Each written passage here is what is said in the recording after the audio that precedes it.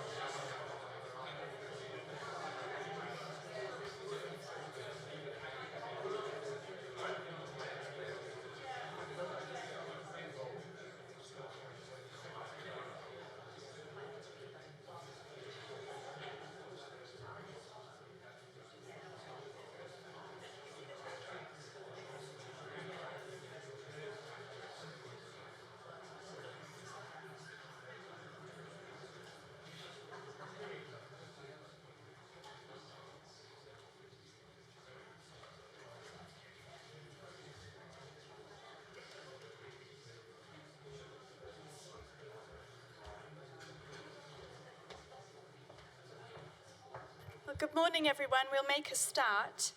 I should start by introducing myself. My name is Olwen Grace.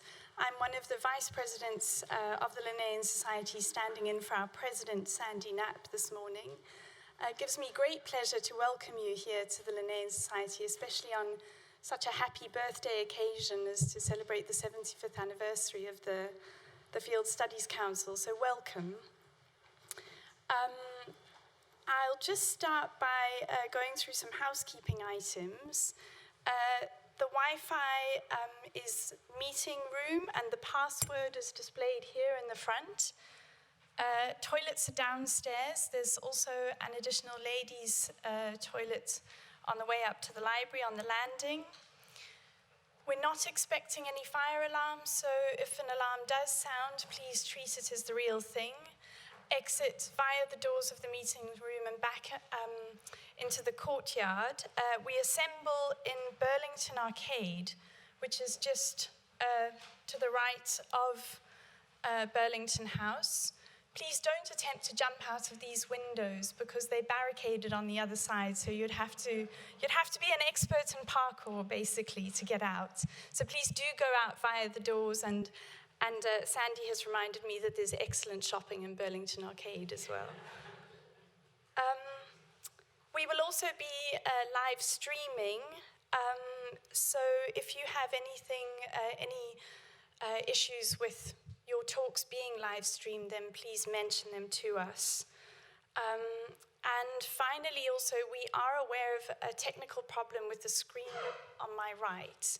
So if it goes off during the talks, don't panic. This one continues to work, and we are aware of the issue, so apologies in advance if that does happen. One last item is that we don't allow food and drink in the meeting room, water only, please. So please bear that in mind. I'm just going to introduce you. So who hasn't been, or for whom is it the first visit to the Linnean Society today? Oh, right, okay. So welcome. The Linnean Society is a long-standing form of natural history. We're one of 5 learned societies here in Burlington House, and we are the world's oldest active biological society. But we're open to all, and we encourage all of you to join if you're not already fellows of the Linnean Society. Membership forms are available, and there are also discounted student rates. It's my duty as one of the vice presidents of the society to encourage you to join. So please do get in touch. It just takes 2 recommendations from existing fellows of the society. This is not the very room where Darwin and Wallace presented their theories of evolution, but their portraits are staring down at you, which you'll notice. And really it's on the shoulders of their work, as well as Linnaeus's formidable collections, some of which are housed here as part of the Society's collections, that we base our work. And of course, you've just had tea and coffee in our famous library. We publish a series of publications on natural history, and we also offer tours, of course. So if you're interested in seeing those collections and learning more, then please do let us know. But getting beyond this fantastic venue that we occupy here in London, we're very keen to reach a much wider audience. And we do that through a series of field courses, field trips, and increasingly outreach to the public and to a younger audience as well. And all of this is to promote the study of the natural world. And so this is where also it's obvious that we have some exciting synergies with the FSC. And so again, we're delighted to host you here today. And finally, please follow us on Twitter, where you can keep up to date with all of these activities. And visit the Discovery Room downstairs, which is one of our new venues where we're able to host outreach activities and workshops and things. And finally, I think I'm just checking off the housekeeping list, that's it. I'd like to hand over to Professor Des Thompson to give a word of welcome to you. He's the chair of the Board of Trustees of the FSC, and thank you very much, Des. Thank you. Well, thank you very, very much, Olwen, for having us here and continuing with this very special relationship we have with the Linnean Society. You're going to hear a lot more about the Field Studies Council over the coming presentations, especially from Tim Burt, our president. For those of you who I haven't met, I'm Des Thompson, chair of the Board of Trustees, and I'm greatly looking forward to renewing acquaintances and meeting those of you I haven't met before at lunchtime. One speaker today did say to me, please stop me when I reach 30 minutes, and I reminded him that he'd only got 15 minutes. He's a Scot, but I'll not give you any more clues than that. I'm going to keep us to time, so I'm going to hand over to our president, and if you see me jumping up and down, it will be to keep our speakers to time. Thank you and welcome.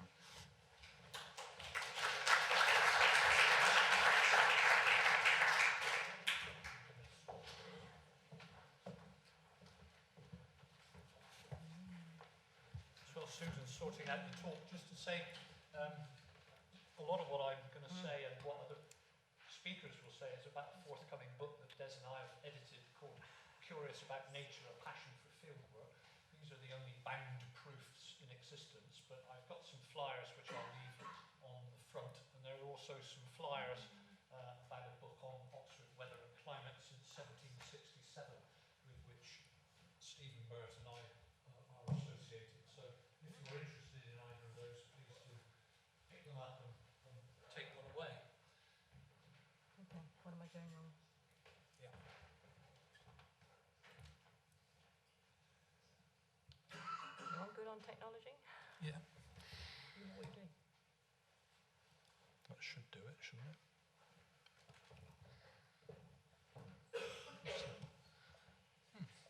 What's happened to the oh, it's cool.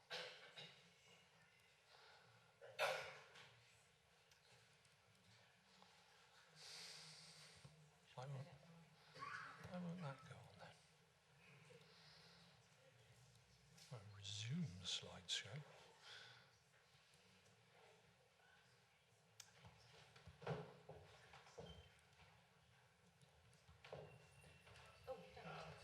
Oh, it's there. Oh, yeah, I've got there. Good. Right. Thank you.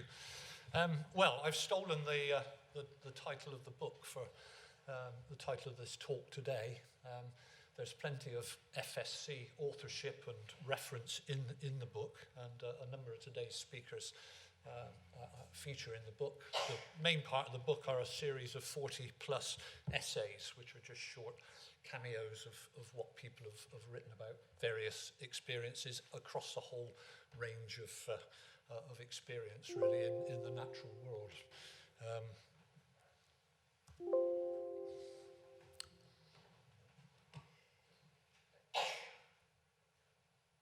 No, doesn't look as if the slideshow is going to work, which is...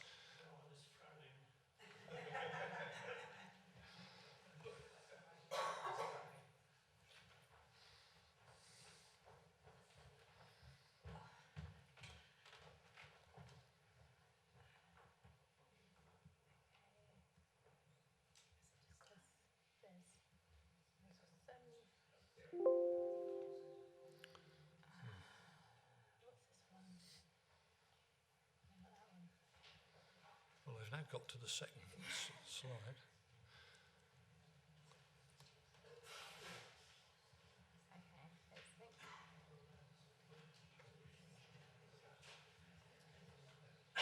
These are different talks. Yeah, sorry. We're going to have to leave these talks and start. It's because there's... Too many things been There we switched go. on and Yeah. off. Yeah. Right, good.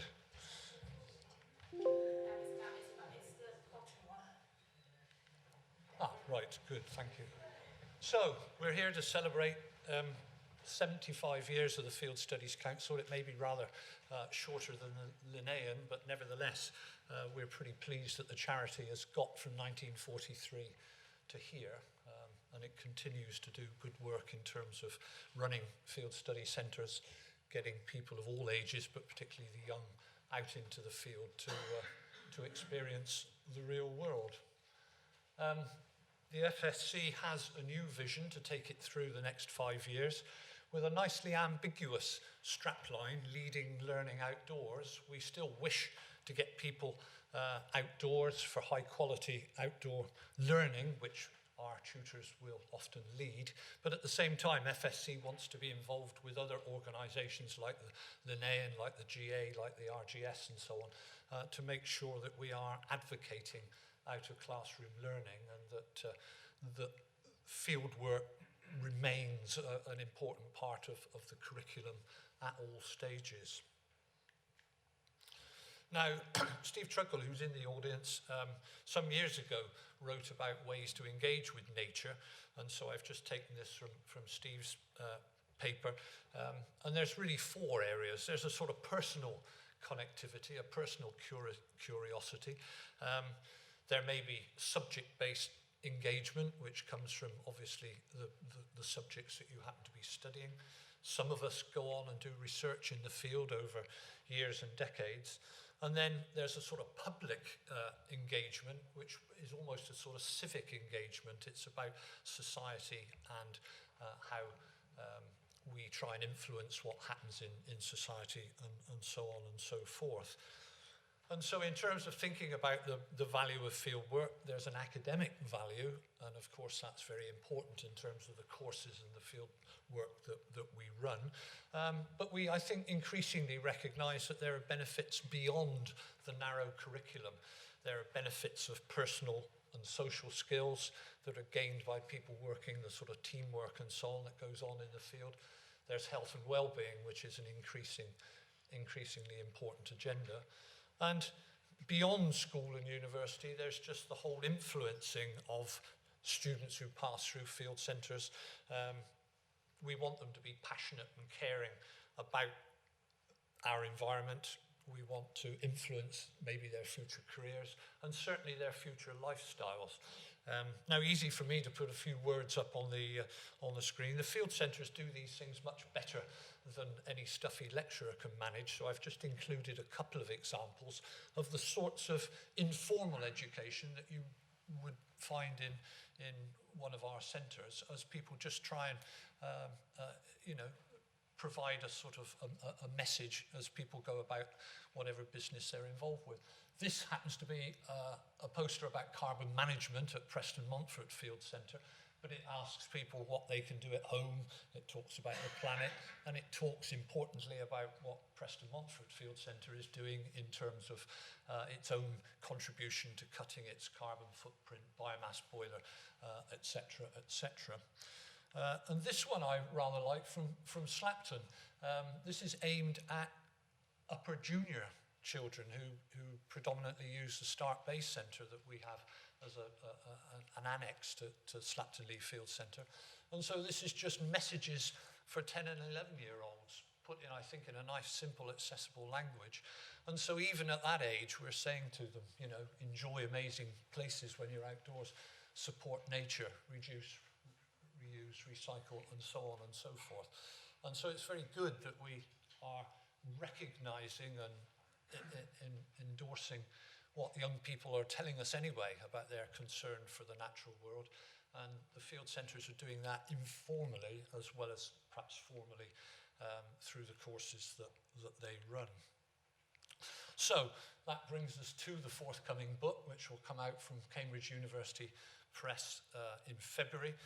And the quotation on the right is just part of the blurb on the back cover.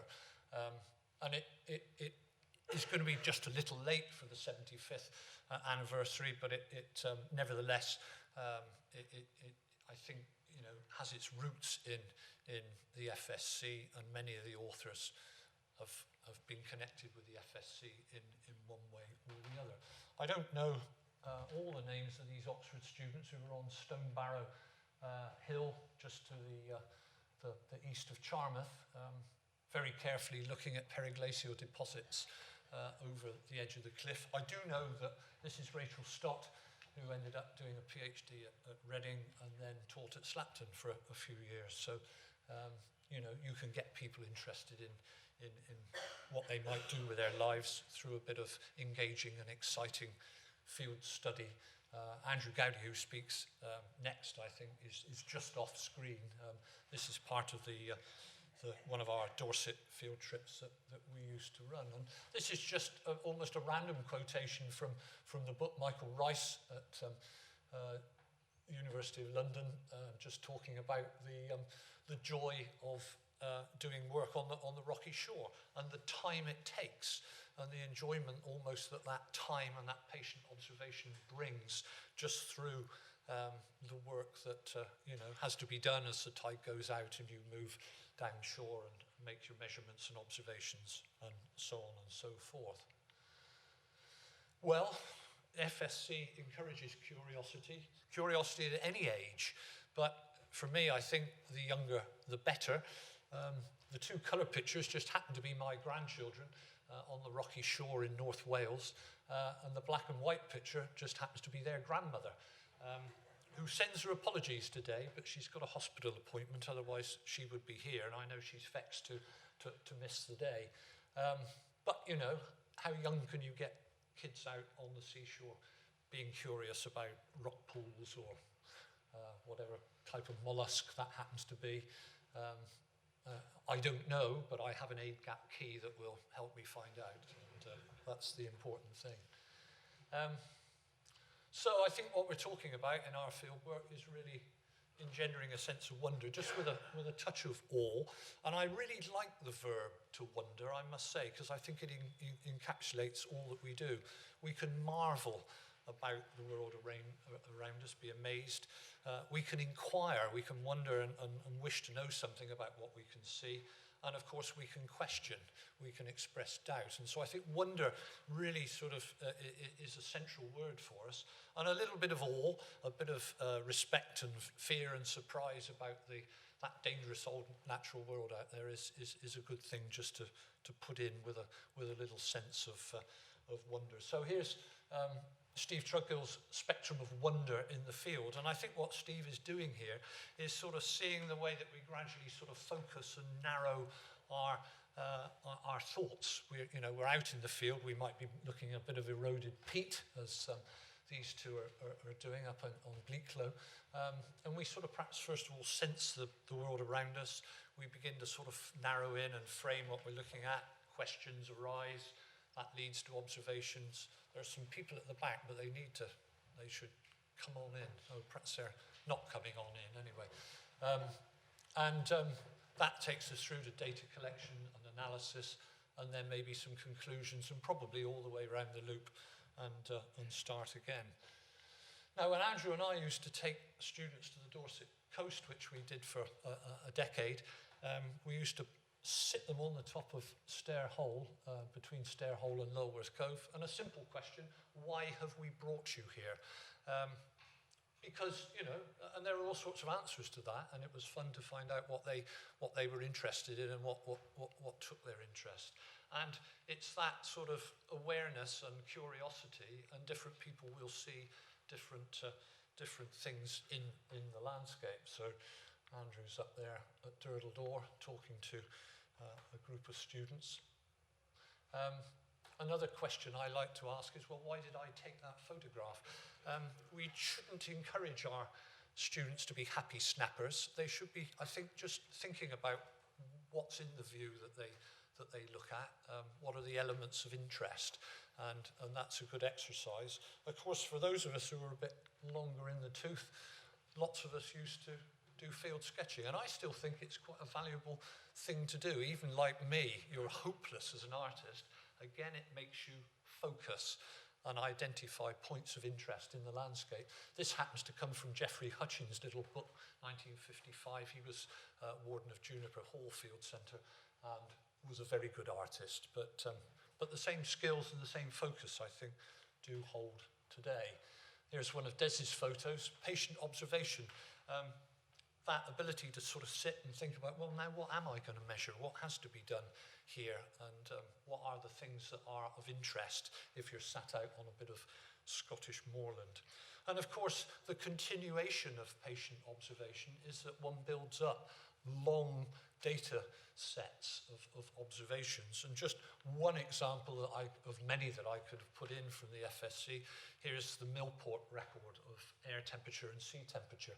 And you can see the global warming pretty clearly. There's some cycling in there, which is probably North Atlantic oscillation. But there's evidence of change. and there's evidence of unwelcome change. And it was partly putting that slide together and partly other things that are in the news and so on. And I thought, well, how would we teach the climate emergency in the field? What emphases do we give if we're out in the field and we're doing things anyway? Well, one thing we might do is perhaps to encourage bringing back a bit more sort of met and climate work in geography, because I think that's rather dropped out of the curriculum, but it's very relevant, and then people can better understand the statistics that are available. If you're down at Slapton and you're looking at global warming, where you can study rising sea level and coastal erosion, and here's the sort of latest bit of erosion of the main road along the line, and that's easy. But the field centres also do this, I think, more subtly through their informal education. Here's Slapton's food miles map, just making, again, a message about carbon use and local suppliers and so on and so forth. And probably whatever you're teaching in the field, there will be an angle which keys in to the climate emergency and global warming and so on and so forth. Well, another question I like to ask people is, well, where did it happen for you? And I'm not trying to pry into your private life here. I'm interested in where was there an event or an occasion where you suddenly thought, yeah, I really want to do more of this field work. I really want to get involved in some area of the natural world and natural science and so on. And where did it happen for you? Well, I grew up in the West Country. It might have been regular Sunday afternoon trips to the Dorset coast, one of my wife's paintings. But probably it was an influential school teacher that really did it, Jim Hamwell, who was an FSC trustee at one time. And here I am on the 1st of August 1969 on a field trip to Spain and Portugal. Imagine a geography teacher who takes you away for 3.5 weeks at the end of the lower sixth on a long expedition. And, Jim wasn't much good at teaching human geography, he would admit himself, but he was damn good at physical. And here we are on the Vallis Vale Unconformity, not a mile from where I was born, on the Mendips as it happens. And somewhere on this picture you can maybe just work out me. Jim's pretty hard to see, but we're sat up there on the Unconformity. And here's a bit where the quarry company stripped off the overburden, the Jurassic inferior oolite, and we're going to quarry this. And then some wise local government official said, no, we're going to slap a preservation order on that because we want people to see that erosion surface, which probably dates from, I don't know, 200 million years ago. And you can see the marine erosion and the evidence of rock boring mollusks and so on. And so a couple of colleagues from Oxford that Andrew will recognise, Peatbull and Adrian there as well, and Jim Hamill with his back to us. So inspirational teaching in the field is important because it gets people curious and interested and engaged, and the rest is history. So a few sort of headlines just to draw things to a close. Here's another unconformity. Pete Higgins' photo of Sicker Point up on the Berwickshire coast. Field work needs to be memorable. I mean, just the importance of being there, looking at the Silurian and the Devonian rocks and so on and so forth. It helps students make sense of the world if they're out in the field. Back to the Dorset coast, Dennis Brunsden doing some teaching, Andrew keeping his head down, but explaining what's happening on that coast and what's been happening through the Holocene and so on. As I've said before, we need to encourage curiosity, and the younger we can do that, the better. Getting kids interested out with their microscopes and their magnifying glasses and so on and so forth. We need, I think, to encourage patient observation, actually making methodical measurements that take time and energy and so on is an important aspect of what we do. And of course, increasingly, we recognise that getting outdoors involves healthy learning, feeling good out in the world, feeling good about the world. And that's an increasingly important message, I think, for all of us who are engaged with field studies. So we want to encourage curiosity, we want to encourage data collecting, we want to encourage new hypotheses, even if they might appear outrageous. How many times have apparently outrageous hypotheses turned out to have quite a lot of truth in them? And there is a call to action, I think, which involves organisations like the Linnean and the FSC and so on. Young people are demanding more teaching about environmental science, and we need to make sure that fieldwork remains on the various curricula that we can influence. And there's an important job, I think, of lobbying to make sure that there's more fieldwork, not less. For those of you who are very much visitors today and not part of the FSC, if you need to find out more about the FSC, please do ask. There's plenty of us here who can answer your questions. Come and visit a centre. Ask about our placement student scheme if that's relevant to you. Bring a field course. Come and get based in a field centre and enjoy the facilities and the catering and the amazing landscapes that surround all our centres. And thank you for listening. And another photo of Mrs. Burt just to end up with. So thank you very much.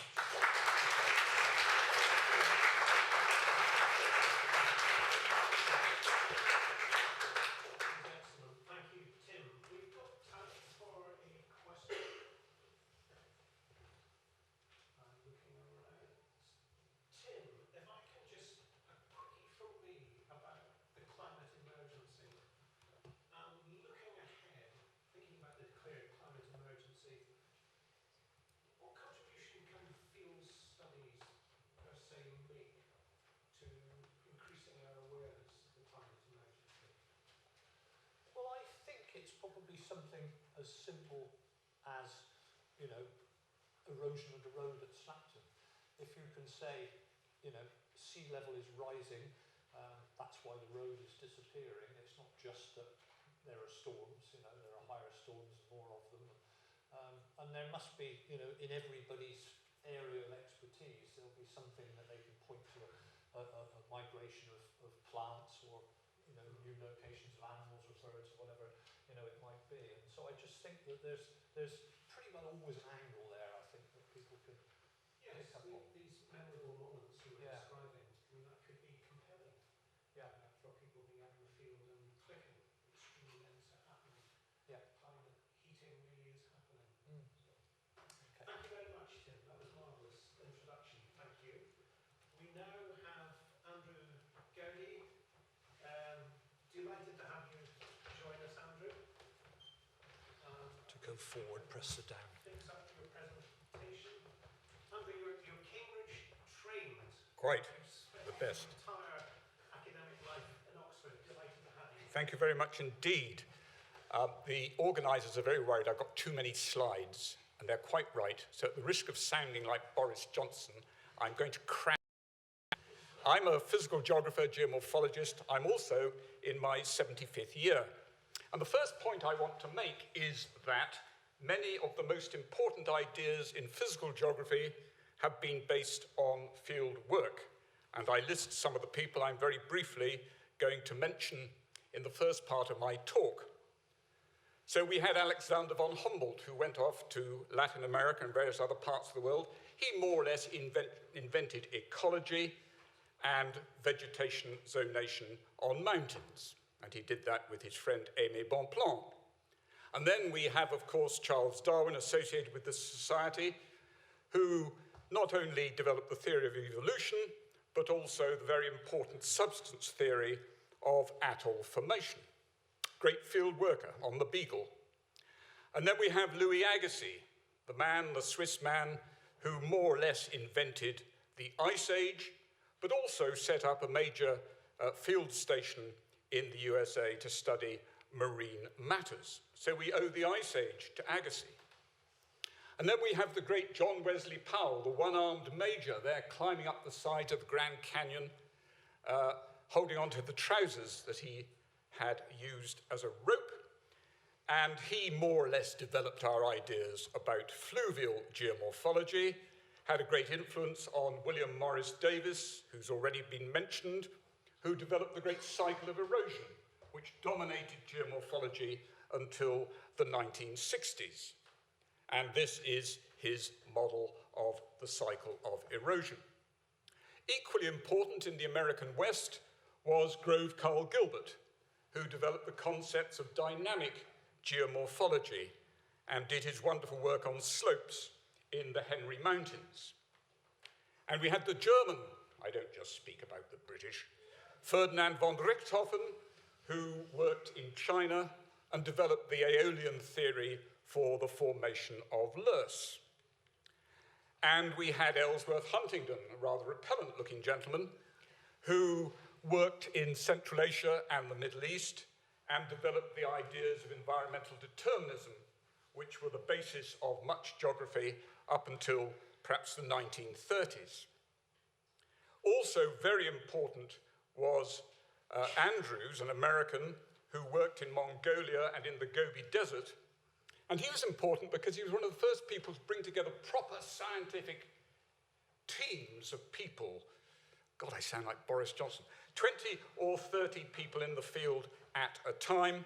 And his major contribution to science was the dramatic discoveries of dinosaur fossils, and particularly dinosaur eggs. And then another great field worker who had a fundamental role in Aeolian geomorphology was Ralph Alger Bagnold. He was an army man, did the tripos at Cambridge in engineering, and more or less established all we know about sand dunes. And he did this by driving around the Libyan desert in Model T and Model A Fords. And he undertook field work out in the desert. He also brought teams together, people like R.F. Peel, to do scientific work. And he measured what was going on in the field and in the laboratory at Imperial College. And as a result, he wrote this great book, The Physics of Blown Sand and Desert Dunes. And although he was a soldier, he became a fellow of the Royal Society. So the first point of my talk is that so many of our basic ideas in the subject have come from the great field workers. I now move on to part two, a new era, field work in the new geography departments in the UK. This, of course, was very important, and at the risk of annoying people, I'm going to just mention three departments: Oxford, that's got the biggest picture, Cambridge, and King's College, London. And again, it goes back to inspiration. Tim mentioned inspiration. Here is Frank Debenham, Cambridge's first professor of geography. He, of course, worked as a young man in Antarctica, but he was fundamental in getting together a group of young Cambridge geographers to go and work on glaciers. And there's Brian Wally over there, who lives in direct succession to this tradition, and they worked on Norwegian cirque glaciers and produced this great volume for the RGS. And one of the people who was very important in that glaciological school in Cambridge was the late Jean Grove, who encouraged generations of young British ladies, particularly from St. Hugh's and elsewhere, to go off and do glaciological research. She did this in spite, in fact, of having 6 children of her own. Equally important in Cambridge was James Alfred Steers, who worked on the Great Barrier Reef and various coral reefs. He had a huge impact on staff at Cambridge who encouraged fieldwork, including my old tutor David Stoddart, shown here in characteristic pose, having a drink of booze. And another of Steers' colleagues who was very influential was Dick Grove, who worked in northern Nigeria and in various other parts of Africa, and really helped to establish the climatic history of the tropics. And the inspiration role is very important. Here are some of Dick Grove's deserty students who went off themselves to work in the world's deserts. And they begat people like me, who had their students. And I had a whole load of students doing fieldwork in deserts, and those people had their students as well. So one has this huge network of desert researchers in this country who you can trace back essentially to one person, Dick Grove. And then our leading work in limestone geomorphology was carried out by Marjorie Sweeting at Oxford, who, like Jean Grove, had a tremendous impact on generations of undergraduates and sent them off. And she wasn't happy if they didn't go off somewhere in the long vacation and do decent field work. So that's the importance of inspiration in the universities. The third major thing I want to talk about is the role of the RGS, the Royal Geographical Society, which again has been very important in encouraging fieldwork for undergraduates, graduates, and indeed academics. And between 1977 and 2001, they organised a very large number of expeditions, which we now call field projects, which got people out into many parts of the world. And this was one I was involved with, the International Karakoram project in 1980, with myself in the middle with a red beard, which used to frighten people, and Dennis Brunsden, who had been on a diet, shown there with his trousers. I was also involved with the RGS Kimberley project in 1988. There I am kneeling on the ground next to the Duke of Kent. And you'll note that this expedition was organised both by the RGS and the Linnean Society. So very important, the RGS. Today, very important also are research stations. One of the reasons the RGS projects have come to a halt largely is that people can now go off to a huge number of research stations which provide a wonderful location for them to work. The next point I want to make is the importance of undergraduate and school field trips. We've seen this picture before of undergraduates in the Henry Mountains, but I do think we ought again to acknowledge the role of the pioneers. Very important in the University of London, and indeed for research in the Weald, was Sidney Wooldridge, and he worked, of course, with somebody else we've heard about this morning, G.E. Hutchings, the great sketcher, as Tim pointed out. Also important in London in fieldwork was L. Dudley Stamp. His land utilisation survey got huge numbers of people of all sorts out into the field. And if you think he looks like a grocer, he was. He was a director of the family grocery firm in Cornwall and was president of the Institute of Grocers. I don't think a lot of you knew that. And so fieldwork is very important. We've seen this slide before, not only in Britain, but in the USA. And again, there were certain very inspirational people like Carl Ortwin Sauer. The Berkeley School stressed the value of overseas fieldwork. Fieldwork, of course, is changing, and some people are worried about the future of fieldwork, and that is something we may wish to discuss today. But in a way, we're in the golden era of fieldwork, potentially, because there are now so many techniques available to us, which we used not to have, which enable us to get a much better appreciation of the environment. My final slide is just to show how enjoyable fieldwork is. This is me in Swaziland having a bath, which I do sometimes have, and drinking some castle lager. What bliss. We all enjoy fieldwork. Thank you very much.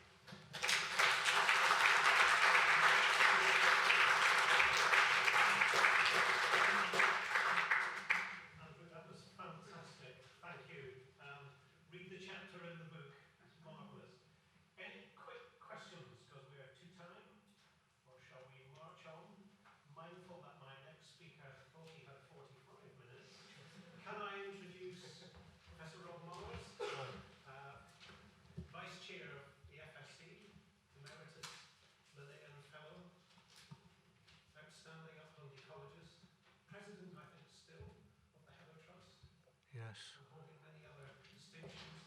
But today, hopefully, click on that, you should do it. Okay. Yeah, old misery guts cut me back at the start of the talk. What I'm going to do is just go through ecology as I see it, looking at various snapshots in historical development of ecological work. But one of the great things about teaching in the field was with this guy, the late Brian Moss. We were really almost like an old married couple when we were teaching in the field, and we always tried to bring culture of all sorts into our teaching. And again, Des said, when I was giving this talk, knowing that I used the Scots Wikipedia a lot, he said, "Nay, broad Scots." Ha, you lost that one. Start off with the Scottish Enlightenment. Of course, that's where culture and science came together. James Hutton, I was going to say a bit more about him, but I'm going to skip him and look at Burns, who, of course, we know as a poet, but he was a fantastic ecological describer. And it's not just me that thinks this. This book by Michael Rosenweiss is absolutely fantastic, and he's a brilliant man because he thinks like me. And he's not Scottish. He's never had his teeth sullied with a deep-fried Mars bar. But because he says, the Scottish pronunciation, I leave to thee. And he gives the full poem in his book. I'm only going to give a couple of sentences. We sleek at Coorn, timorous beastie, oh, what a panic's in thy breastie. Second verse, into English. I'm truly sorry man's dominion has broken nature's social union. The last lines, but och I backwards cast my e'en prospects drear, and forward though I canna see, I guess and fear. Extinction rebellion, climate emergency. But anyway, to our tale. Ecology in this country really started, in my view, with a massive meeting in Liverpool by the British Vegetation Committee in 1905. Now, John Shale, the historical geographer who was at Monk's Wood with me for a while, reckons that this meeting was one that really fixed or firmed up Arthur Tansley, who took the chair here. The subscriptions were £5 each. Firmed up his thinking about the development of the British Ecological Society. The thing on that, all the greats were there, Tansley, Moss, Oliver. They even got Lloyd Prager across from Dublin and the Smith brothers. The issues were, how do you map vegetation? What colours do you use? Can we standardise it? How do we get the vegetation maps published in colour? These were important questions at the time. And that's one of Smith's map for a bit of Yorkshire. And essentially, they're now called Phase 1 habitat maps. 100 years on, that's what we're doing. But we'll go and look at some of Tansley's work. This is one, in my view, one of the first really good experiments in plant ecology. It was with this chap here, E. Pickworth Farrow, at Cavenham Heath. And that's it. He had a fence, he had various things, he had some sand, he had some shelters, he had some chalk, he turfed it, and so on. He had some manure, and so on. And he had a water barrel dripping water into the middle of the plot. Now, if you read his papers or his book, it's actually very good. But it's mainly descriptive. It's prose. They describe it by prose. There's very little data, many good pictures. And there are some quantitative data, but not much. You can see here, if you add manure and irrigate, you get more of this grass, Agrostis vulgaris.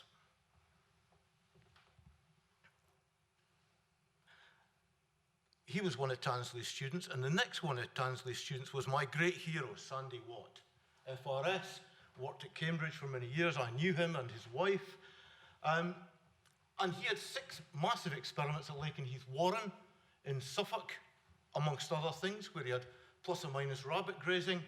And the great thing about Watt was he lived a long time, and he studied his experiments for a long time. And this is my interpretation of some of his data. It's a Brett grassland. This is the rabbit with rabbits, without rabbits.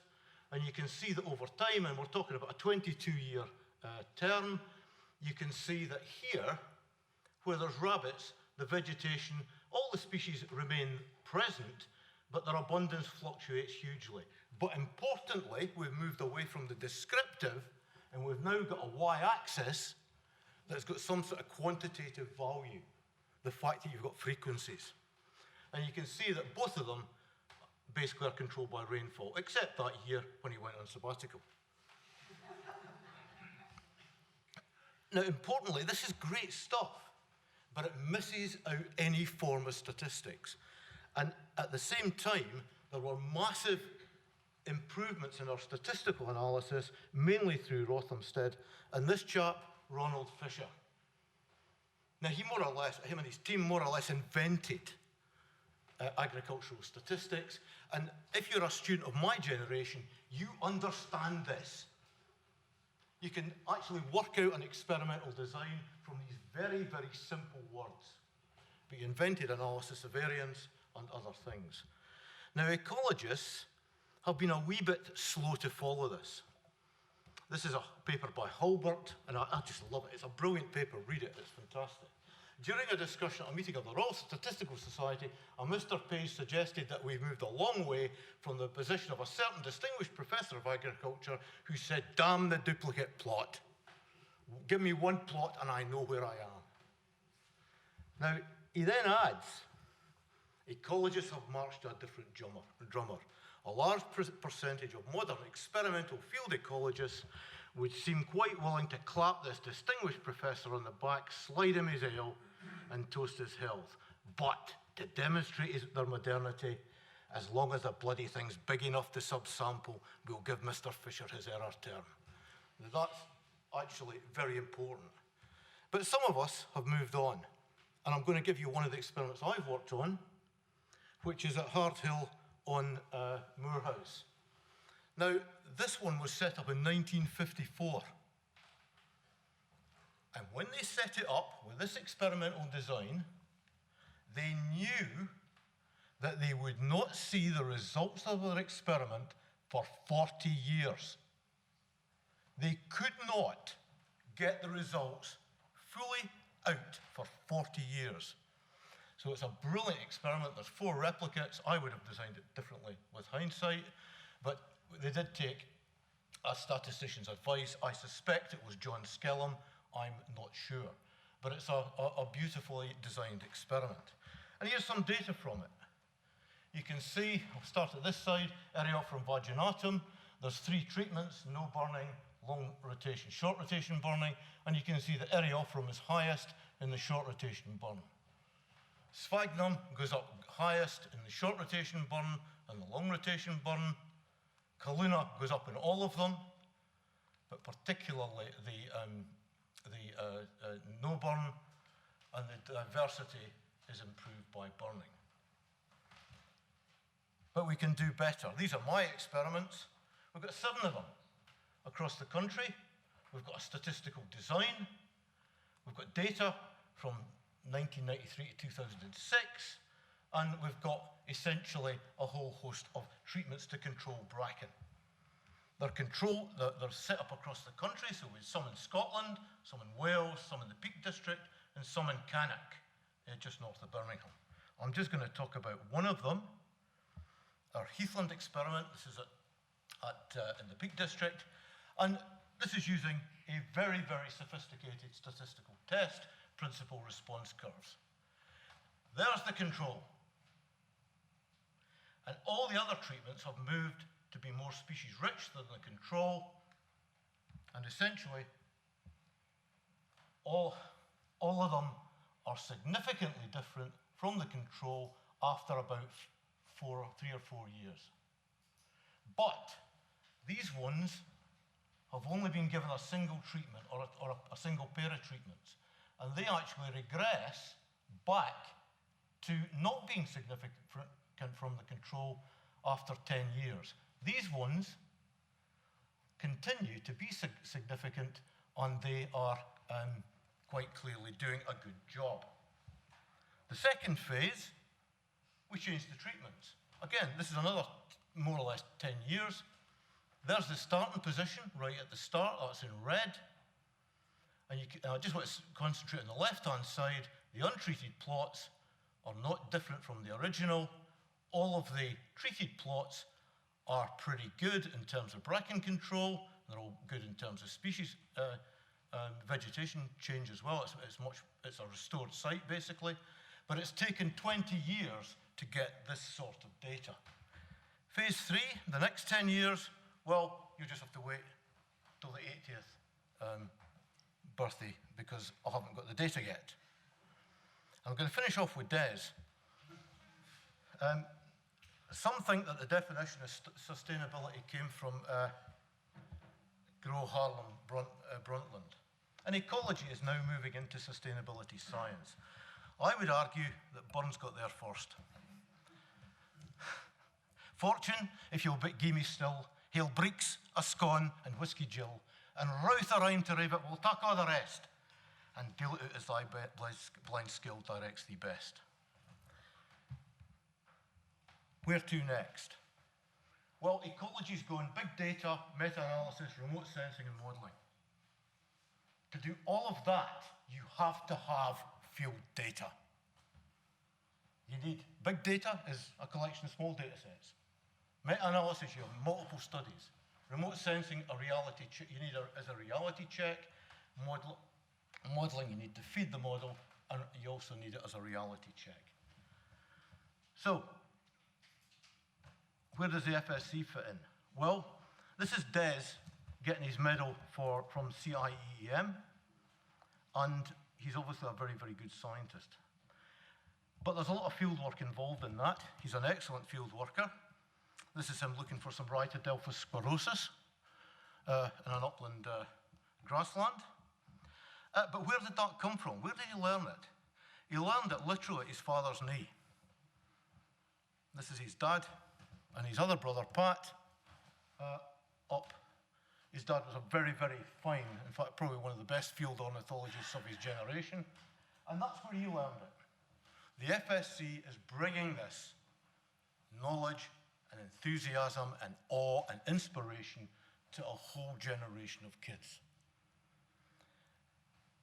And it needs long-term stuff. And we've got Ben Sykes in the audience somewhere, who is the chief executive of the Ecological Continuity Trust, and many of the both experiments I've talked about are part of that initiative.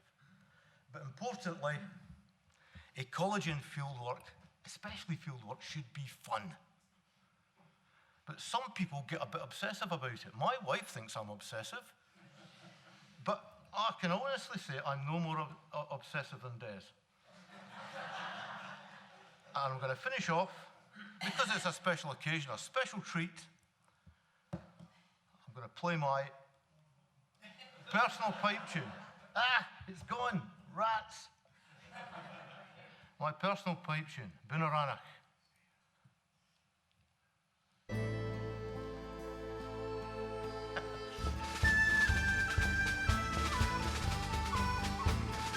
Translated into English, it says, a two-line cutting of reaching the bracken. If you're a Gordon Highlander, the call it the weedy maid. And trust me, if you've been sent to cut bracken all day, you will be great. I've done my fair share. Thank you.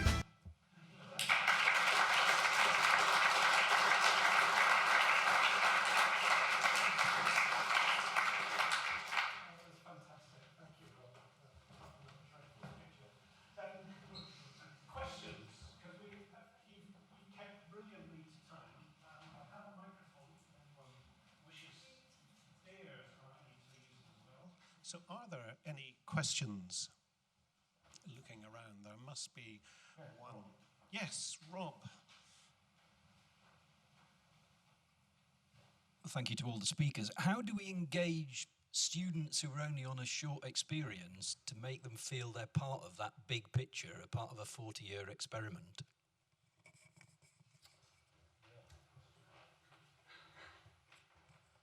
Well, we engage some of them because we take them along and help. They help. But that's just one or two. I mean, this is maybe one of the things that the ECT can help with because they've got, I don't know how many, 25 experiments? 30.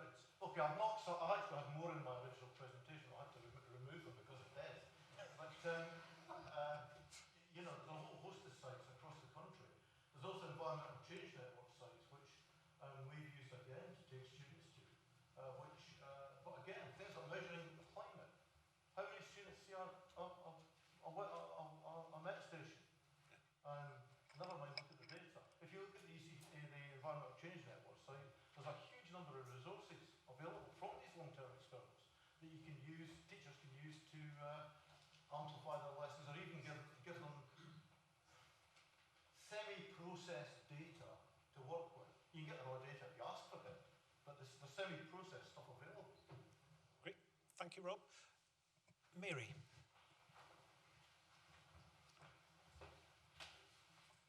Hello, that was great. Do you think you're unusual in being interested in both culture and science? And if so, why?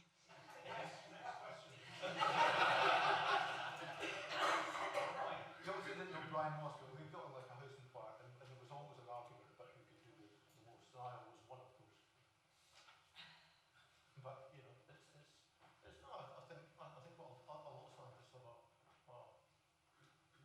a fair interest in parts of culture. They do, but it's made your science very distinctive and important. Rob, there was another question. I'm Brenda Boardman from the University of Oxford, and I've been delighted with the presentation so far, but the question I've got, which links with your earlier question, is the way in which future field studies brings the climate emergency, brackets human-induced, together with the natural world. You know, there seems to me to be a bit of a gap.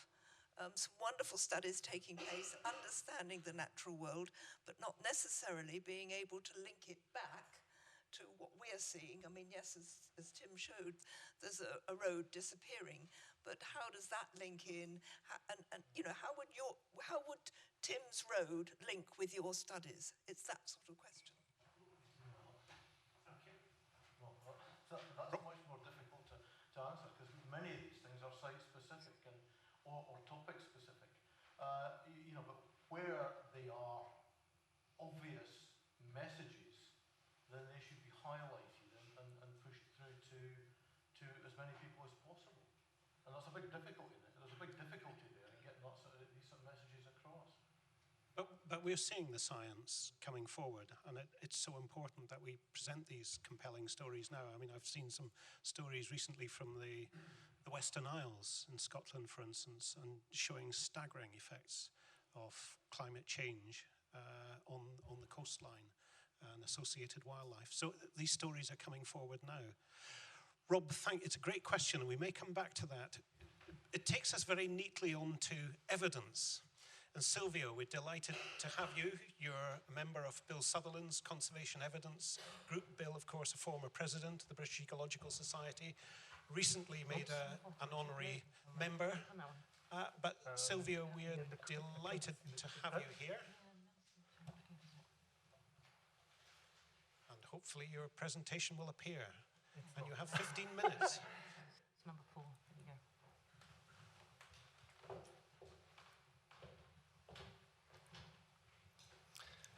Excellent.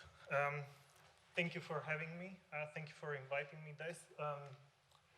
Very excited to speak to you all, and hopefully this will translate a bit into a sort of call to arms in terms of taking the immensely good work that has been carried out and has been highlighted throughout the morning on data collection and actually taking it a bit further into testing evidence.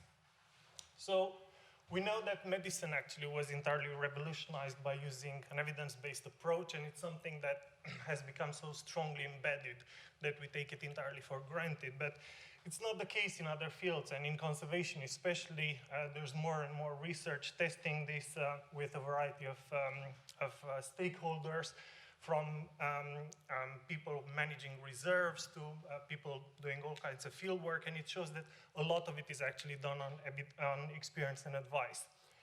And also there are big problems with evidence really not being available. People don't necessarily have time to read a lot of scientific papers. The data actually now and the analysis has become extremely complicated and jargon heavy. And quite often research is not really focused on conservation management, but rather looks at broad scale patterns, which are useful, but they're not necessarily what somebody really implementing conservation management needs. So there are really big problems with conservation research being underused. And there are some examples. This is some work actually that was done by Bill, my boss, with one of our colleagues, looking at something they called evidence complacency, and unfortunately, it ruffled quite a few feathers, saying that, look, even sometimes when the evidence exists, such as the case was with these bat bridges that have been installed in many places to help bats cross roads safely, even when the evidence actually was highlighted that they don't really work, people actually kept implementing them. So we really need to do better. And this is one of these bat gantries. And what I'm going to talk about is actually some of the work that I've been carrying out in my previous job at Froglife, where I was head of conservation there for 5 years. And a lot of it actually relates specifically to the use of evidence. And if you want a sort of different title, would be why experts, so that would be me, are often wrong. And here's a hierarchy of data, I suppose, and obviously field work and field studies are inherently the fundament for everything that we do. And then we have systematic reviews and synopsis, and this is what we currently do. And then ultimately, with the idea that actually we move towards these automated systems that can tailor the evidence into the local context and then apply a variety of studies to tell you actually what would be the best option in your specific, in your specific situation. And we've been doing a lot of work with conservation evidence. We've now gone over 1 million papers, scientific papers scanned and reports.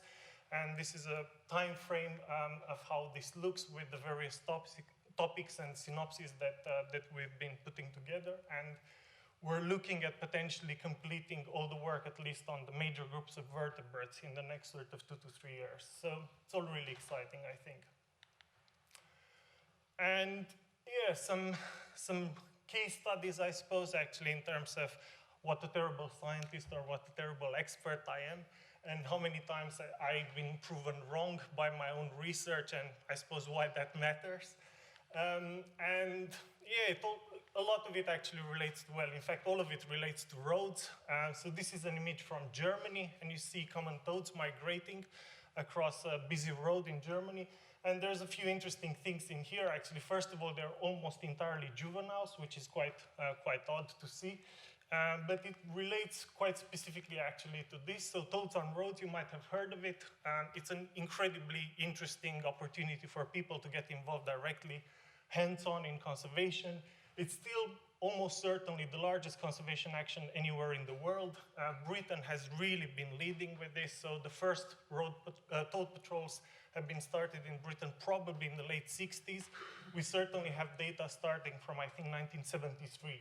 So enormous amount of really valuable data collected in the field, and also very likely an important conservation action. So now we're, I think, at 1.6 million common toads that have been moved directly by people across busy roads. However, once we started analyzing this data over 3 decades, it actually shows that there's an enormous decline in Britain, something like 68% over 30 years. So if you think about the fact that common toads are actually extremely common animals, you're talking about, potentially millions of toads that have disappeared. But the interesting thing is that this data actually wouldn't exist otherwise. At the moment, we don't have anything else that we can look at to get this kind of pattern. Especially for a species which is really widespread and locally abundant, to try and get these sort of long-term data sets is extremely rare. So we know that it's a problem. I just thought, because I saw the program and there were quite a lot of people from the geography background, I thought you might be interested to see this. We knew that this data obviously is biased because people collect the data on roads. So how biased is it, and is it actually representative? So we've done some modeling, and these are models using all the data collected by volunteers on roads for the entire UK. These are models using random points on roads, and this is all the other data actually that exists for common toads in Britain. And we looked at whether there are spatial biases, and it's really interesting because there are spatial biases, but they're the opposite of what we expected. So we expected that where you have high density of people, you will have high density of data collection, right? Because you have the observers available. And in fact, it's the opposite. You can see that areas such as Greater London are clearly predicted to be good for common toads. We know that common toads are there. Yet, actually, we have no data almost from the volunteers. So there are spatial biases, but they go against what we expected. They seem to go down with human density rather than up. And what can we do about it? Well, this brings us to the work that we do at Conservation Evidence. So we have here, we have various actions: install barrier fencing across roads, use humans to assist mitigation of toads. So that would be the example that I just gave, and install culverts. And there's a lot of work actually and a lot of attention now into this globally. There's projects coming out every week, I think, and with some really exciting science. And this seems to be in many ways the most promising avenue. You know, the installation of underpasses or culverts to assist wildlife crossing roads. But how do they really work? Well, there are big problems with this. First of all, quite often the goals are defined quite vaguely, and therefore it's very difficult to say, well, have they actually been successful or not? You know, if you say reduce road mortality and maintain connectivity, that doesn't necessarily give you any sort of figures to measure against. But also, the testing of actual assumptions is rarely undertaken. So we thought, we should change this. And we have various sites where we've looked at this. Kat knows this site quite well. One of the reserves that FrogLife manages, and one of the really early examples, of these underpasses. These are ginormously big. You can see the road is going to be dual carriageway at some point. You can see actually a car in here. So these were installed to connect these two areas of this triple SI, specifically for grey-crested newts, but also for a variety of other species. But we didn't really know very well how they worked. And as one of the previous speakers already mentioned, it's a really exciting time, actually. Technology is changing enormously fast. There are enormous opportunities for incorporating big data collection and also to innovate all the time. So we've actually done this quite a lot. We used specially adapted cameras. I worked with a really clever guy who made some algorithms, so you can actually collect enormous amount of data. At some point, we were collecting something like 80,000 images per day in various sites, and then analyzing them with these algorithms. So it actually works really well, and you can do a whole range of things that would have been impossible just a few years ago. You can also, for the first time, look at juvenile movements, which nobody has really done. So these are tiny little froglets and toadlets in one of these tunnels. They're about 1 centimeter big. And they're very, very, very difficult to study. We actually wrote a paper showing how they tend to be ignored, juveniles tend to be ignored, despite the fact that they are the ones that are really driving forward much of the metapopulation dynamics. It's not that people didn't know that they're important, they were just too difficult to study. So going back to assumptions, well, this is the sort of commonly held belief: amphibians use tunnels in spring. And then we've looked at a variety of sites. This is data from only 1 year, but it looks like that pretty much everywhere. And here you have various species. So that's common frog, common toad, grey-crested newt, and then smooth newt and palmate newts combined. And you can see that actually over the whole range of the months, so from January to January, this would be the sort of standard movement in spring, but you can see that it actually extends well into autumn, all the way into December. And more importantly for newts, especially for grey-crested newts, almost the entire movement takes place in autumn, which is completely against what we normally expected. It also shows that ecologically you're looking at a different process. They're not crossing the roads in order to breed, but rather they're crossing the roads in autumn to disperse. Another assumption, which actually makes total sense, is that individuals learn to use these mitigation measures over time, And this comes across actually as logical, and I think because it does, people just take it for granted, but hardly anyone has really tested it. I keep doing this, sorry. And when we looked at it, actually, it doesn't necessarily hold true. So here in red, we have animals found at the fences, so approaching the road. Here are animals at the tunnel entrance in green, and in blue, animals making a crossing over 5 years. And you can see that this was published. You can see that actually the numbers, in fact, with time potentially go down. Certainly at this side, they were really going down. So it doesn't necessarily work in the way in which you expect, and this tends to be the case with quite a lot of sites. Individuals don't necessarily learn that, that you have the tunnels there, probably because they use them only once in their life, as I said, to disperse and colonize new areas. This is some work we did in Sweden, and I thought this was quite interesting. So here you can see this is the site, sorry.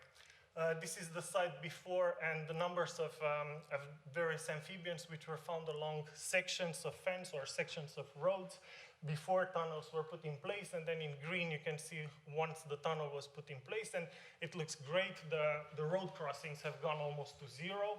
It actually shows that it works well. However, in this case you can see that you actually get mortality and individuals moving on the edges of the fence. You get this displacement of individuals along the fence, probably because the fences are not long enough.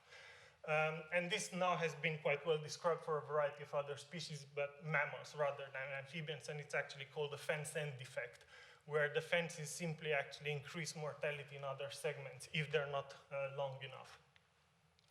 And yeah, it's really interesting and really exciting because we collect this enormous amount of data. We collect it for a variety of other species. So here you have grass snakes.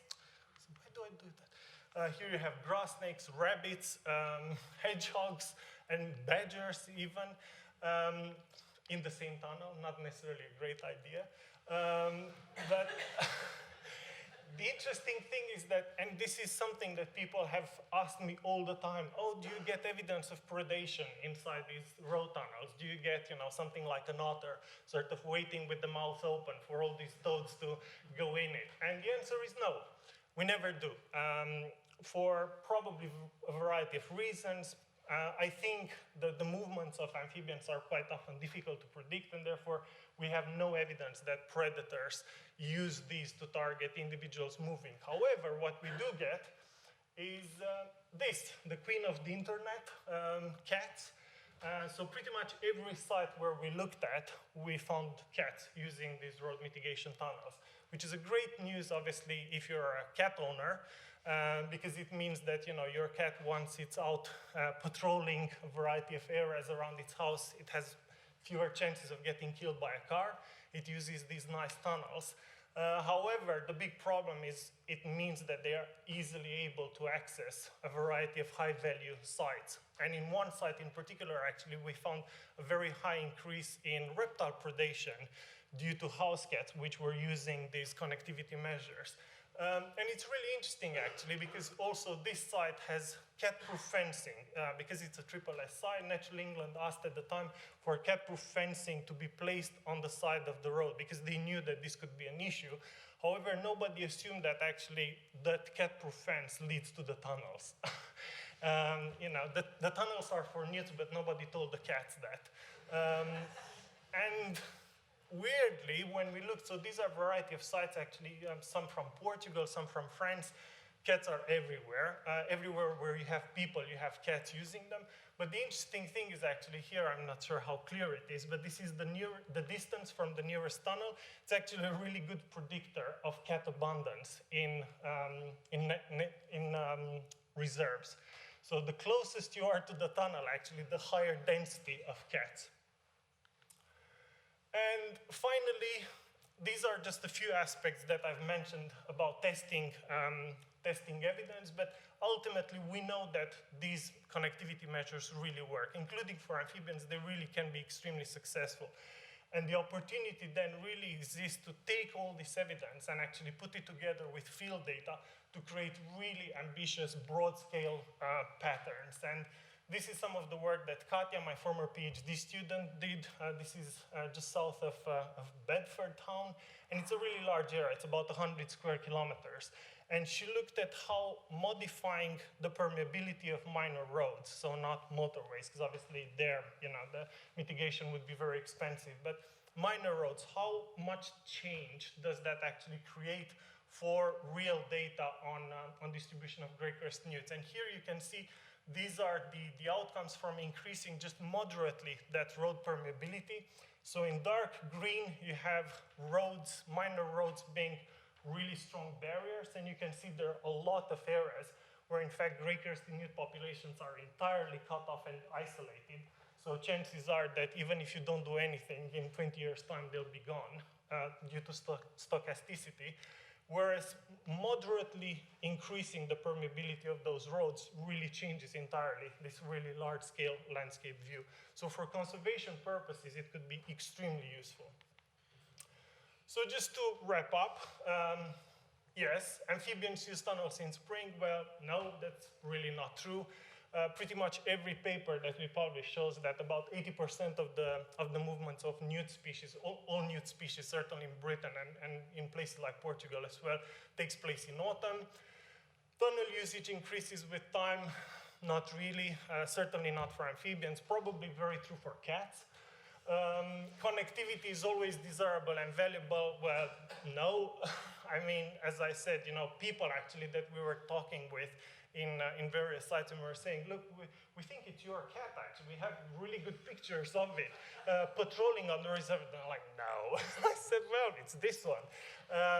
And it looks like it's a very small number of individuals, actually. But those individuals, so if you have, 100 cats in one area, it's probably only about 10 that really start actually predating through these tunnels and accessing the reserve.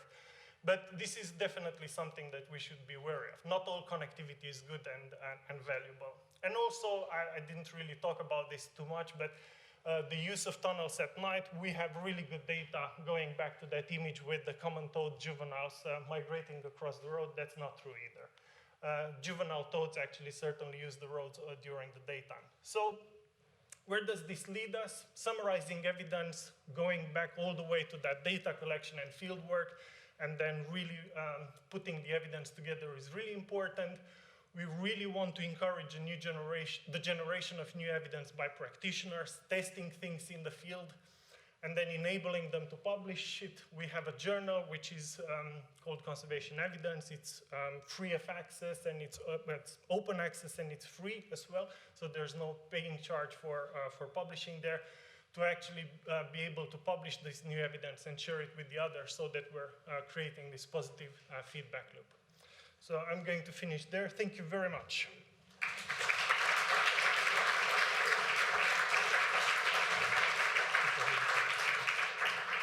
That was brilliant. Thank you very much. Thank you. Stand me down, but there will be questions for you at lunchtime. Perfect. That was a fascinating example you gave us. Very important. Now, Sally, come forward. Sally Hayns, Chief Exec of CIEEM, a splendid organisation. Sally did formerly work for the Field Studies Council, but we're delighted she's with CIEEM, and she's going to talk about professionalism, ecology. Sally.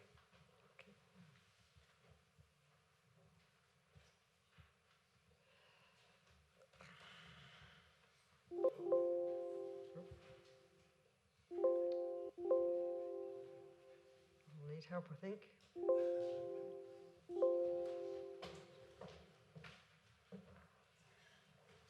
not your fault, Sally.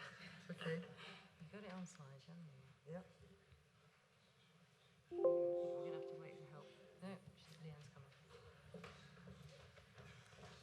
Make sure you're speaking to the microphone. Okay, questions afterwards. Okay, yeah. There you go. Thank you very much. Well, thank you very much. Thank you very much for the invitation to come and speak to you today. For those of you that don't know, CIEEM is the Chartered Institute of Ecology and Environmental Management, and I've been asked to talk to you about professionalism and the importance of high-quality fieldwork. So I thought I'd start just by thinking, who are the professionals? And I did a bit quick straw poll of my friends and family who I thought would be a little bit more enlightened than they actually were. Because their answers were, well, doctors are professionals, and lawyers are definitely professionals.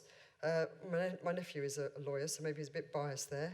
And architects are professionals, and engineers are professionals.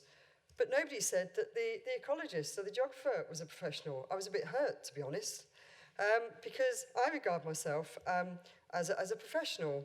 So who are professional ecologists? Well, again, if you ask people, a lot of people would think that consultants ecologists are professional ecologists.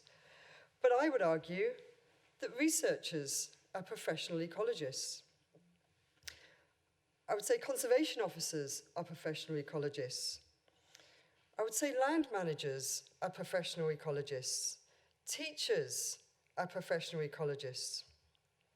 And policymakers and advisors are professional ecologists.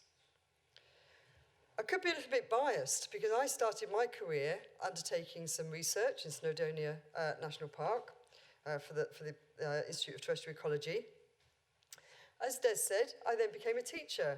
I worked for the Field Studies Council for 5 years, teaching ecology at Nettlecombe Court, although I was loaned out a couple of times to Dale. And I had been, do not underestimate the power of fieldwork, because I was inspired to become an ecologist by my FSc course, which was at Dale.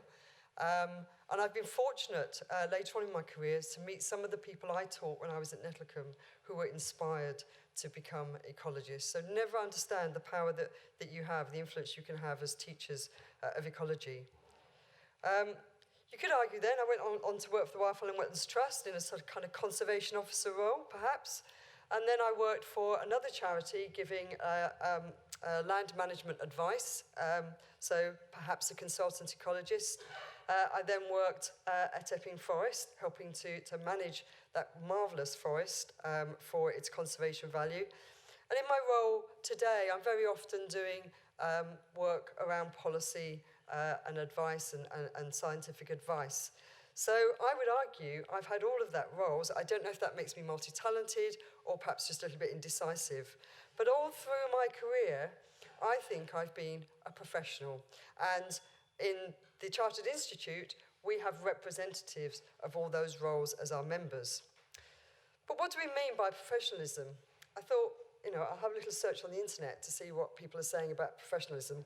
I was a little bit taken aback when one of the first things I came across was a quote by Mad Dog Matisse, who said that professionalism is about being professional, being polite, and being prepared to kill everyone you meet. He was the US Secretary of State for Defense at one point, so maybe that coloured his view. So I pushed the internet away and thought about what do I think professionalism is. And I think professionalism, it's not the job you do, it's how you do it. It's how you do your job. And for me, that's about making sure you acquire knowledge. You have the knowledge to inform the work that you're doing or the advice that you're giving. You acquire the necessary skills and you invest your time in acquiring skills. You're diligent in what you do, you're thorough and you're considered. You make sure that you're applying sound professional judgment, and you, underpinning all that, you have integrity. And I think that's really, really important. So moving on, does the quality of fieldwork matter to professional ecologists? Well, it should do. Professional ecologists are basing their work, or should be basing their work, on a sense of inquiry, trying to find out the answer to questions. They're gathering and making use of data and analysing that data in appropriate ways. They're interpreting that data. And that in itself is a really, really important skill, interpretation of data. And then from that, they're drawing conclusions and providing recommendations or giving advice. But it should be based on that data and that analysis and that interpretation of data. Occasionally I get somebody ringing me up from I had a planner actually ring me up the other day who's got a small planning practice, and he said, we're going to diversify into ecology, what do I need to know? And all he was basing his decision was on the task of going out and doing ecological surveys. There was no understanding about the need to analyse that information and to interpret that information. Because all of that informs evidence-based decision-making, and surely that's what we should be about. So if you go back to that slide, and knowledge, skills, diligence, judgment, and integrity, it's all part of making sure that you are supporting evidence-based decision-making. Because there are consequences in terms of what we do. We absolutely have to make sure that people are taught the skills of field-based study, field-based ecology. That needs to inform the habitat mapping that we do, the habitat management planning that we do, and the decisions we're taking about our habitats. About how people manage land and the advice we're giving to land managers in terms of how they manage their land. Our woodlands, our seas, our rivers, everything requires us to be making sure that we're making sound decisions because we don't actually have a lot of it to go around. And of course, in terms of development and planning, another aspect of land management, we need to make sure that we're making the decisions. And all of that is framed by our policy and our legislation, which has to be based on good evidence. Because there are consequences of getting it wrong. You'll all have seen State of Nature report. You'll all know how much trouble our biodiversity is in. So, sort of moving on then, what do I think are the underpinning elements of good professionalism? It is having really, really good knowledge. And I think that's something that people can forget as they move on through their careers, that responsibility of making sure you are maintaining your knowledge is really, really important. And it's easy for people to forget that. So when it goes wrong, it's sometimes because people have not updated their knowledge. Sometimes it's because they are working in a timescale or to a timescale that doesn't allow them to gather all the information and the evidence they need. They're being pushed into decision making. Sometimes it's a lack of training or not maintaining their training. Sometimes it's simply workload. People make mistakes because they've just got too much work on. They don't take the time to actually think about what they're doing. Too many deadlines and creating too much pressure. These are not bad people, but there are reasons why people make mistakes, take shortcuts, give the wrong advice, make the wrong decisions. And I was very interested in terms of what you're saying about the access to conservation evidence. I think one of our constant challenges as a professional institute is to try and bridge that gap between evidence and professional practice. And it's not easy to make it happen. And a lot of the time, it is because people don't take the time to put their heads up, look around, and see what the latest evidence is. And there's also a big problem around gathering that evidence in terms of monitoring and gathering data.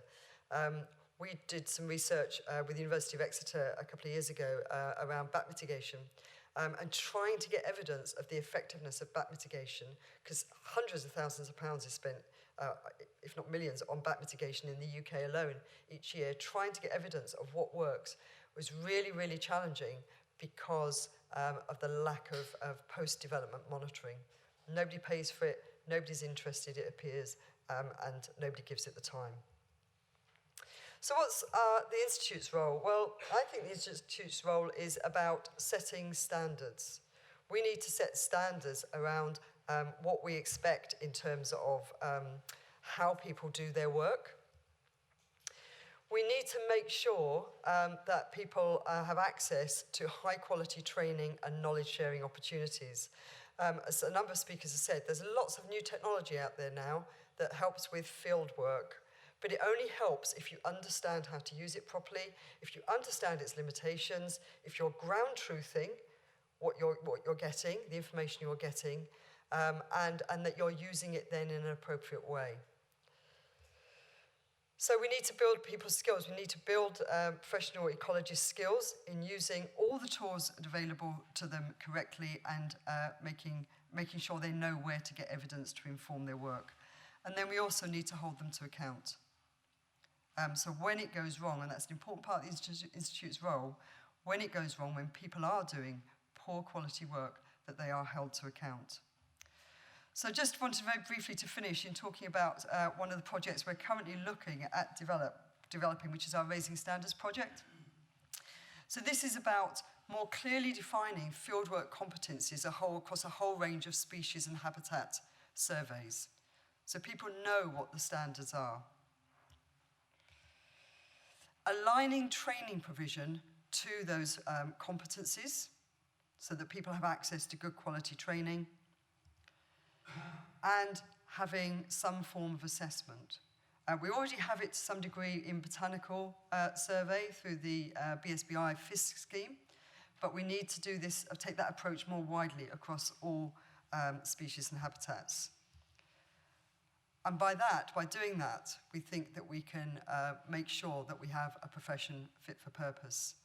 And as again has already been mentioned, we're at a time now where the decisions we make in terms of how we manage our land are critically important. They've actually been critically important for a long time, but people seem to be getting that now. We need to make sure that we as professional ecologists are helping people make the right decisions, that we're giving the right advice, that we're making the right recommendations. And that means we've got to look to ourselves first and foremost to make sure that we understand what nature-based solutions are out there, for example. We understand the implications of the decisions that are being taken, and we can help make sure that we seize this opportunity to address some of the issues around climate change adaptation and the biodiversity crisis, and at least try and repair some of the damage as we move forward into the next 10, 20, 30, 50 years and beyond. Thank you very much.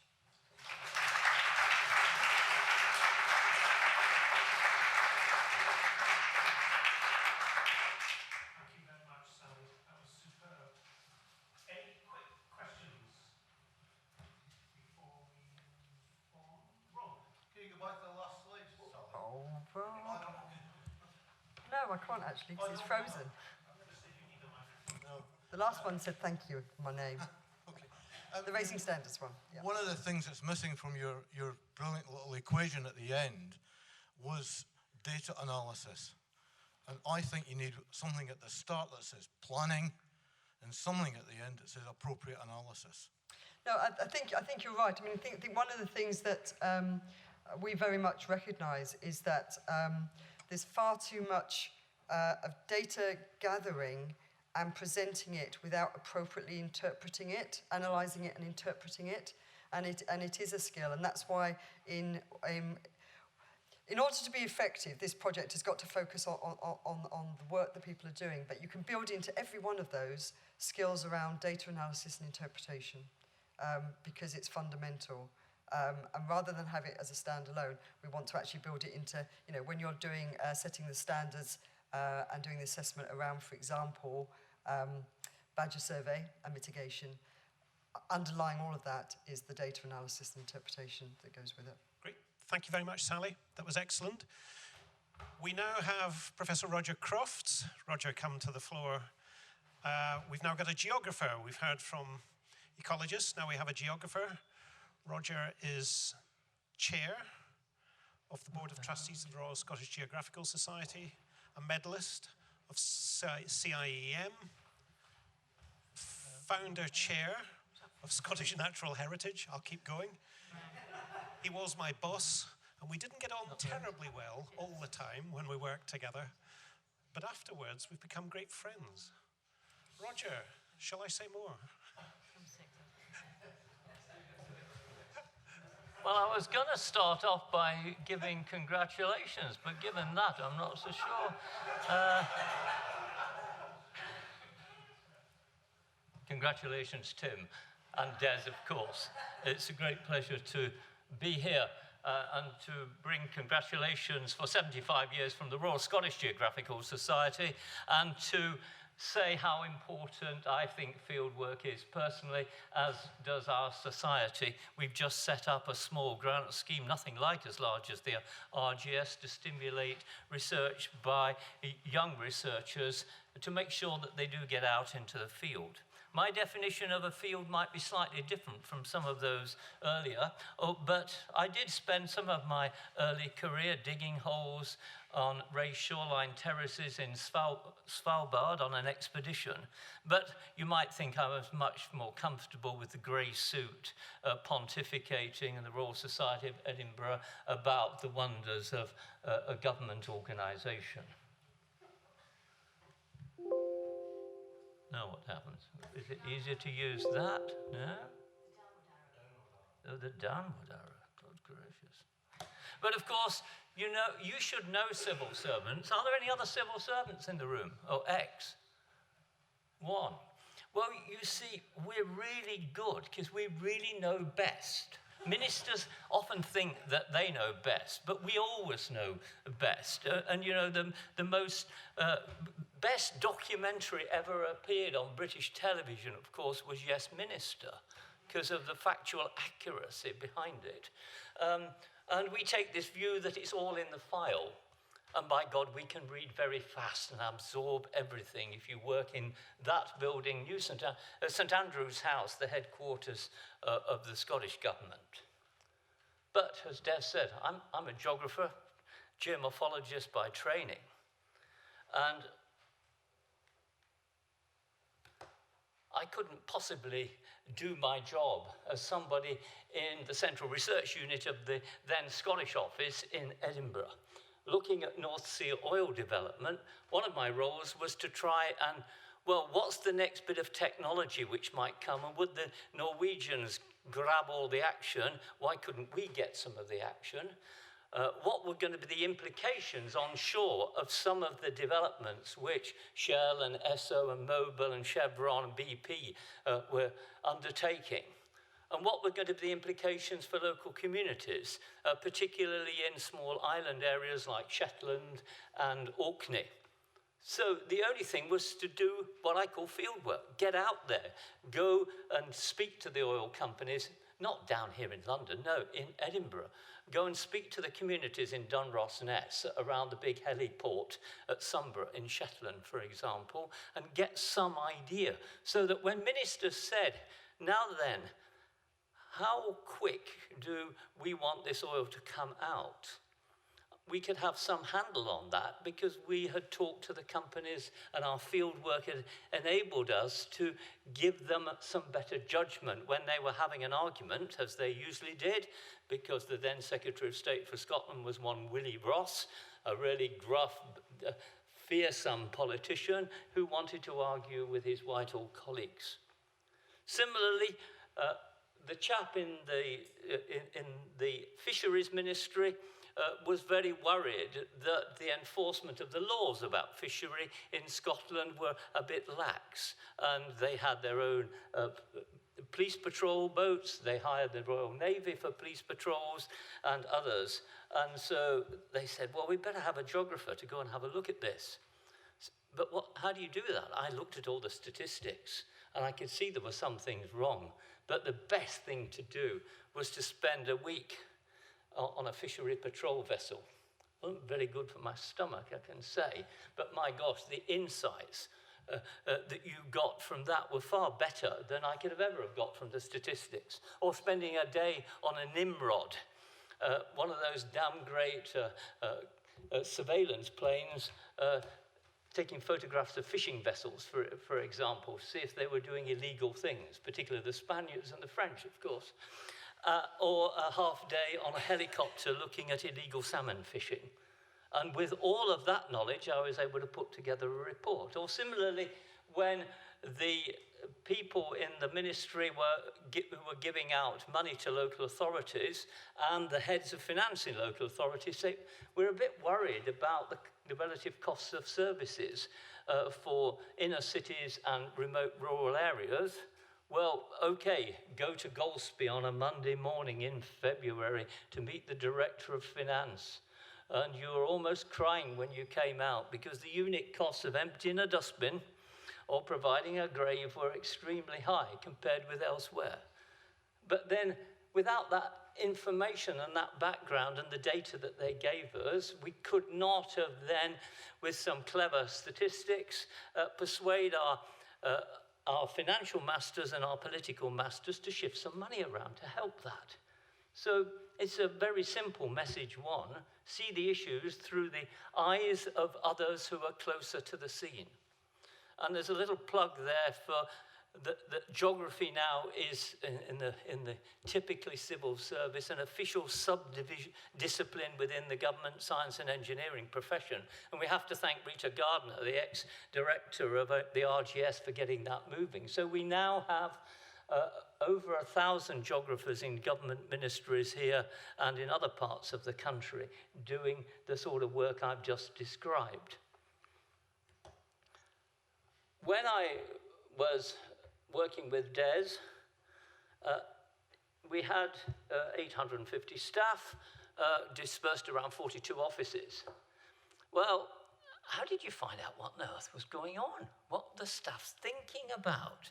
What were the things that were worrying them, as opposed to the biased pieces of paper that came across my desk, including the avalanche from some of the scientists like Professor Thompson and Professor Usher, who some of you will know on that photograph.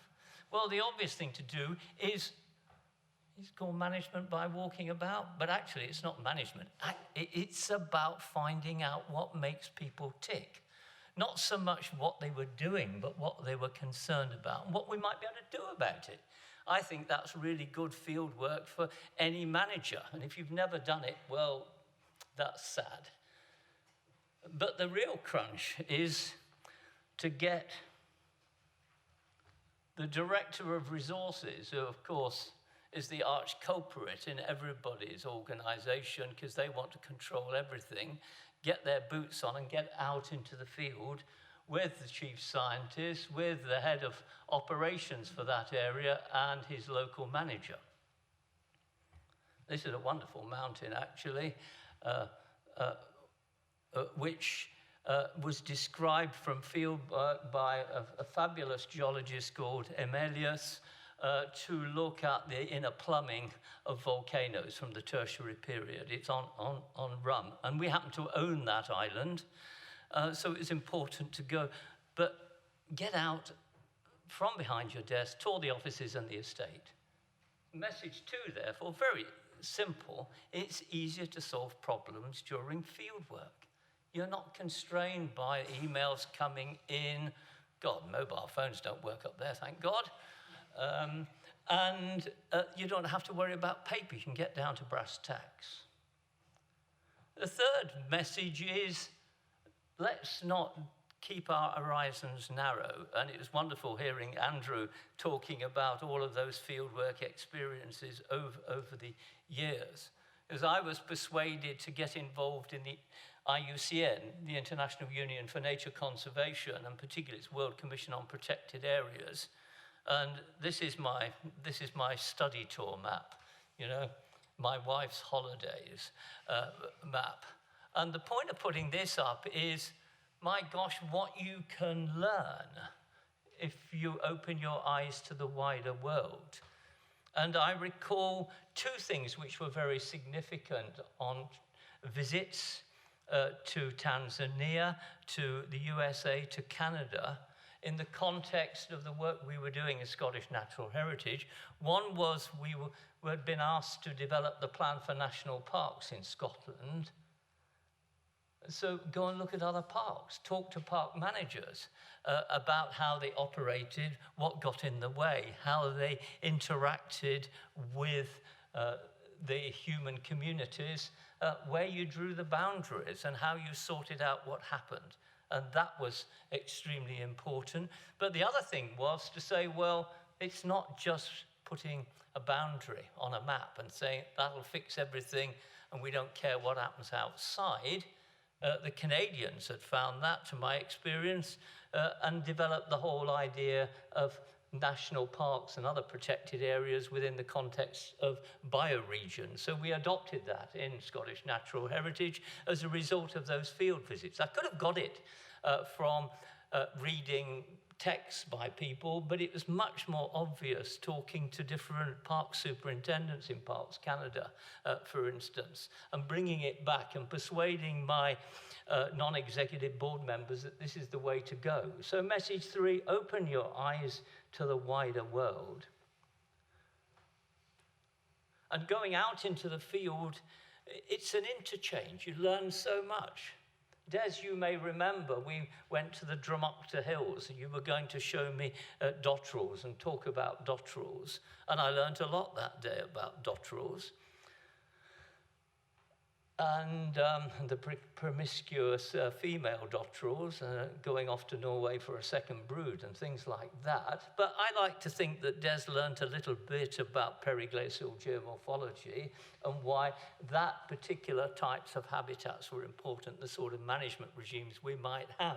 Because message 4 is exchanging knowledge in the field, I think, gives everyone new perspectives. I think it's really important. And I think that's the crossover.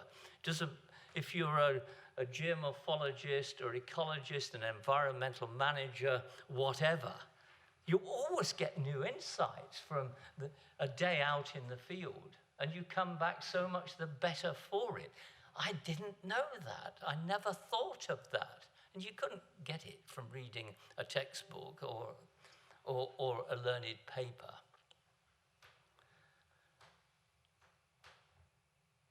But and my next point really is getting close to it yourself.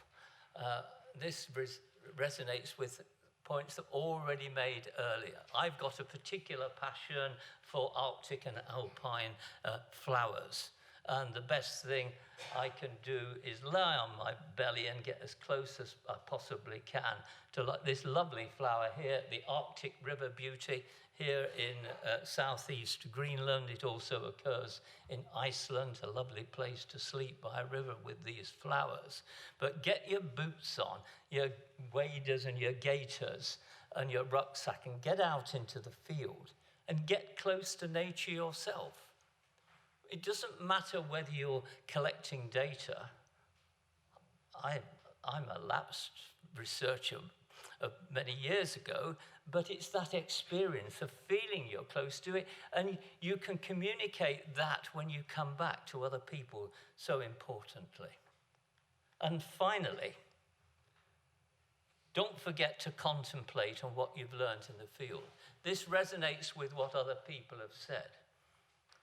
I don't remember this occasion, but obviously not because I was asleep. But it has its real relevance in that general sense of reflect. Don't go rushing back and write things down, give presentations. Well, what have I really found out? What experiences have I had? There is an underlying story for this picture as well. These are sander plains from the Bura-Jökull outlet glacier on the north side of the Vatnajökull ice cap in Iceland, and that's Snaefell, looking eastwards to Snaefell in the background. We were there to collect our observations to argue with the Ministry of Environment and Natural Resources in the Icelandic Republic about this area being developed for a hydropower dam to supply an aluminium smelter. We lost the case, but at least as a result of the field work, we were able to write articles in the national newspapers and go on television. Unfortunately, I couldn't lie there now because I would be drowned because it's flooded. So don't forget to contemplate. Thank you very much.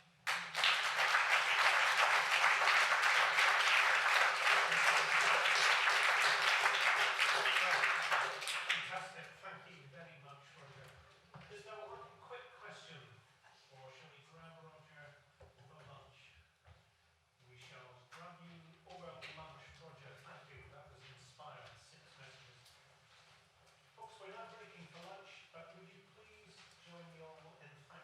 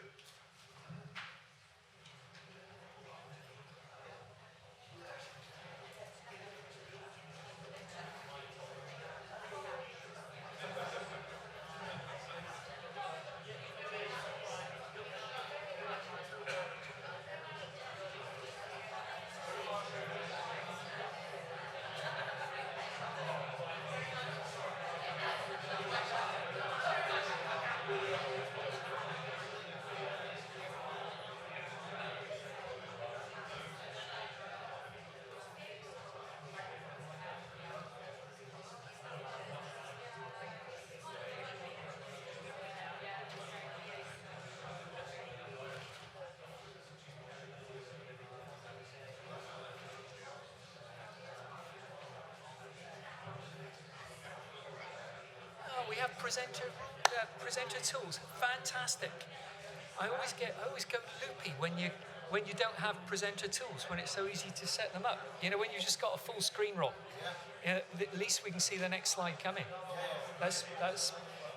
That's confused me at the beginning though. I was expecting to see the slideshow there, the same as on there, and it wasn't. Yeah. So No, this is really, really helpful. Is it? Yeah. If you know, these things are normally set up by techies who don't understand what it's like to do a talk. So this is great. Would you help set me up to start with though? Because I don't want Des to have to talk about me. that one we can. I'm assuming we can close down. So I'm on next. Yeah, so there we are. Yeah, I'm on next. So. But how do we set it up to what it was? Presenter tools. Go. Oh, sorry, where? Are they preloaded? We preloaded them on at the beginning, and then I think they was taken off again because they were slowing things down or causing problems, which is why we're. But they're all on here. Oh, they're on here. It's just a question of getting to the right screen at the right time. Use presenter view. It's clicked. So